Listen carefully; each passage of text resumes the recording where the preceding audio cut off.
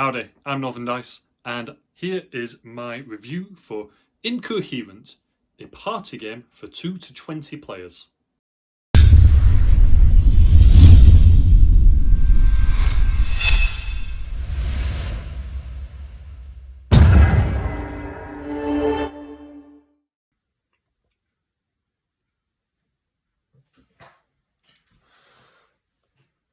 So this is the box for Incoherent. It is a nice sturdy box. It is exactly what it says on the tin, an adult party game that's going to get you talking, from the creators of What Do You Mean? It is also a party game in essence that it can be played with any number of players from 2 and it says up to 20 plus. We found that more than 10 players makes it get a bit messy and also makes the game last a very long time. No way is it going to be 20 to 40 minutes if you've got more than 10. Luckily, it has got over 500 different cards, so you're never going to have any repeats unless you are really unfortunate. So, to crack the lid open, so you can have a look inside. And of course we get an ad from What Do You Meme's creators. We get the Incoherent rules, which are incredibly short, as you can see, but very concise as well, because it explains everything that you need to do. You need to read cards in almost a slurred way to understand them to claim the card from the person who's drawing the cards, as it were. The person who draws the cards would be the judge to determine who it is who has claimed the card. And there's 3 categories of card: party, pop culture, and kinky.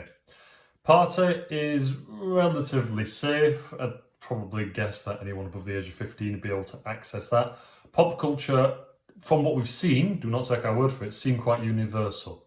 If anything, the older people playing struggled more because they were so out of touch with the younger generation, as it were.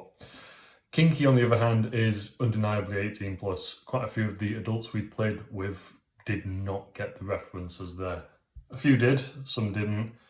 Depends, what sort of life you've lived. There's the free-for-all mode, which is where everybody plays in the room, and there is squad up for where it is groups. And that is the rules in themselves. You get in the box an egg timer, not for cooking eggs, but for timing the rounds. So the idea would be that the person reading the cards would be able to flip it, draw a card, everybody would read it, or we found that sometimes the person drawing the card reads it helps as well, because otherwise then you've got loads of people talking over each other. And then whoever guesses it correctly first gets the card. They draw another card, and then another card, and it ends at 3 apparently. We've played it for more, we've tried to get speed rounds in just to challenge ourselves, but reading what's on there and understanding what you're supposed to be saying are 2 completely different things. So just as an example, I have picked 3 out simply because I did not want to pull the kinky ones and have to try and explain what certain elements of certain things are. So let's start with the pop culture one. So here we've got Virtual Reality. Virtual Reality. I'll give you a second to say it to yourself. Did you get it? It is, of course, virtual reality.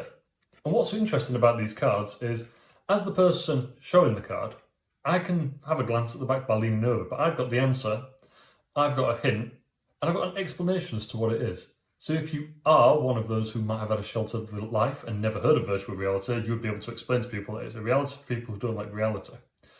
Bit sarky, I know, but at least it's there as some sort of prompt. And we've got this one. Bogsduine. Bogsduine. I'll give you a second again. I genuinely do not remember this one. And it is, of course, Bogsduine. Hint, Franzia. I think it's an American brand. Cheap, but it gets the job done. Very classy. And finally, the kinky one. It took me a while to find a kinky one that was relatively safe to show on camera. There's a lot that aren't. Should dubs pant kids me? Should dub pant kids me? I'll give you a second again. And it is, of course, shut up and kiss me. Hint, quiet make out, not something you want your parents to say, or what you want to hear your parents saying. What's interesting about the cards is that a lot of them, I think I can safely pick out a yellow one randomly, a lot of them are multi-word but the words are split across several. So you'd have to say it in different intonations, almost like a bit slurred. Maybe you're really, really tired, or maybe you've been a little bit too much on the party. Hate, hint, earn, zip. As 5 separate words, it sounds like nothing, but when you flip it over, you realise that it's just only 2 words, unpaid internship. And it is going to produce a lot of laughs in that sense that you've got to keep on reading through. As I've said, the kinky ones are incredibly dangerous to be playing with anyone who might not have been around the block a bit. In the same sense, anybody under the age of 18 is really going to struggle. So Incoherent's one of those games that really took a lot of getting used to. You're going to be having someone read, or if you choose, you're going to be reading those 5 strange words, trying to link them together, saying them in different intonations to try and link it to some strange pop culture reference. And there is that wonderful moment of clarity where you go, oh my goodness, I've got it, yes!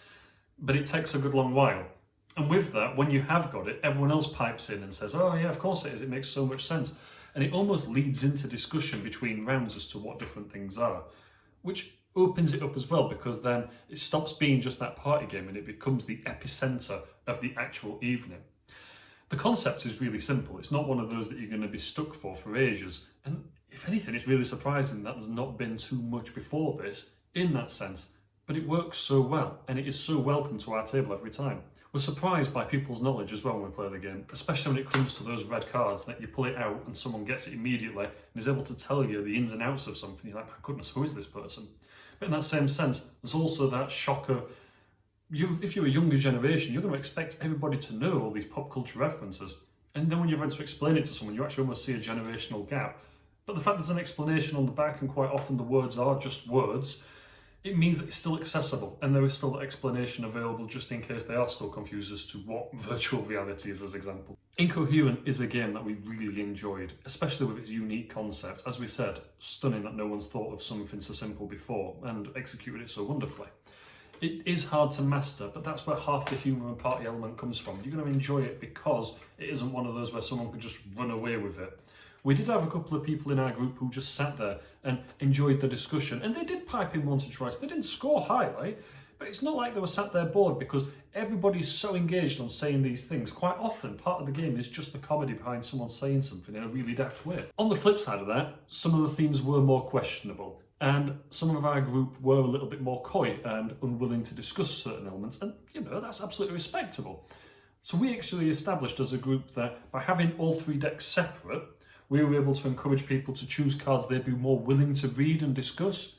In that same sense, it also meant that we could condition the cards quickly to get rid of those red cards, have a quick flip through the other 2 decks and see if there were any that we didn't like or like the sound of. And it made it so that it was instantly available, more family friendly, which, in honesty, we found this game was going to be more appropriate for. As much as we enjoyed it as a group and as a party game, we could see it being really, really popular amongst families and amongst children. So we'd argue that it is a lot better for groups of friends and parties, but with just a short conditioning cycle of getting rid of some of the cards, putting them to one side, you could instantly open that up and make it a really popular game for family gatherings and make it a family games night game. We did find that at smaller groups, 13 was the perfect number to aim for cards to collect, to end it as a game. But with that, at the same time, with a larger group, it almost became too much, because everybody's going to pipe in, have that sudden moment of clarity, and after a good hour, someone's only just got to 5 cards. You don't want to force it to the end of 13, but if you're enjoying it, it's almost worth it. And with the same with smaller groups, we've gone past 13 and completely ignored scores. Sure, we were still playing for points and saying, yes, I am the winner because I have got the most, but it was the comedy, the humour and the discussion that was prompted that we were more interested in. It lasted a good hour and a half, and we must have got at least 20 cards for one person, but it was well worth it because we really enjoyed every moment of it. So would we recommend it? And the answer is inevitably yes. If you condition the cards, it's instantly available for families. If you choose to just run it as is, it's perfect for friends, and you don't even need to be an expert in board games. You could just turn up at a cafe, invite some friends over, and just have a good laugh playing it. Some of the content probably isn't appropriate for a cafe, mind you, but it is one of those games that is just pick up and play. It's just a deck of cards and it's just an egg timer, but to be honest, as a party game, it works fantastically.